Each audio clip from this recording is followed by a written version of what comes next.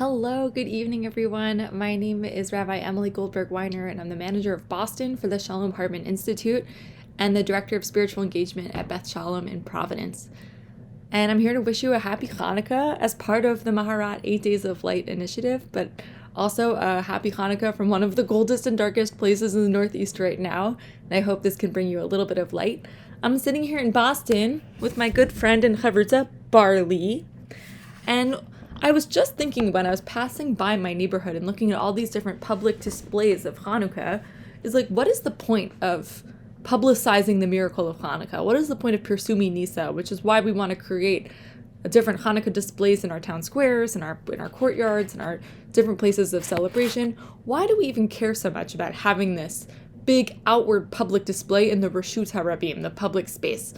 And to do that, I've turned to my Hasidic Rabbi, who is Rabbi Nassim, who is one of the right hands and students of Rabbi Nachman of Breslov, and in Likutei Halachot, which is a project that tries to find Hasidic and spiritual meaning in our halachic system, in attacking why it is that we keep our candles lit until during the busiest time of day, which is when people are coming into and out of the shuk.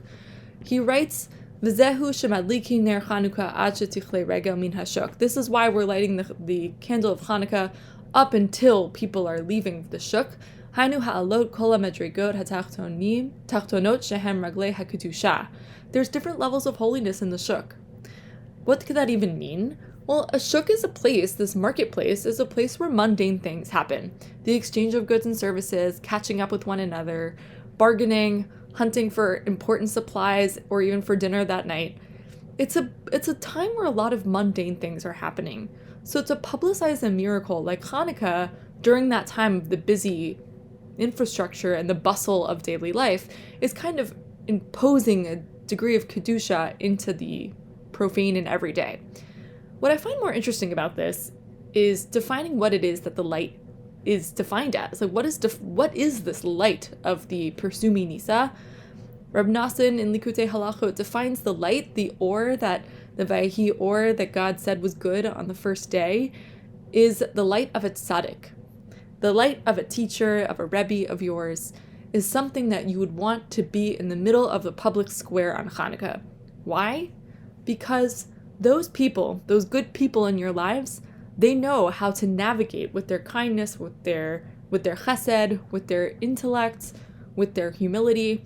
They know how to navigate the mundane things from a day-to-day life, but they also know how to sprinkle a little bit of Kedusha into it, thus making a whole space brighter for all of us.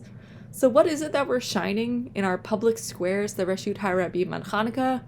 It's not only the miracle of Hanukkah, but also the reality that there are sources of light in our own communities, and we want to keep those in the Petach HaReshut HaRabim, the opening of the public spaces, because those are people that we can and should turn to. We want reminders that the people who are defined as kadosh in our community are one amongst the people and not hidden away. They have light that needs to be accessed. And in order to access that, we have to welcome them and parade that light in our public spaces on some of the darkest and shortest days of the year. So I hope for you, whoever your tzaddik is, perhaps it's a friend, a teacher, your child, your chavruta, and perhaps it might even be you. This is your chance to step outside, go into the bustling city, go to your shuk, and interrupt some of the day-to-day, the mundanity of simple things, and go infuse your holiness into it. Go bring your light into those public spaces and remind everyone that a tzaddik is one who gets in the messiness and the intricacies of life, and that is something worth celebrating. I wish you all a Chag Sameach, Chag Purim Sameach, and enjoy Hanukkah on these chilly and dark nights.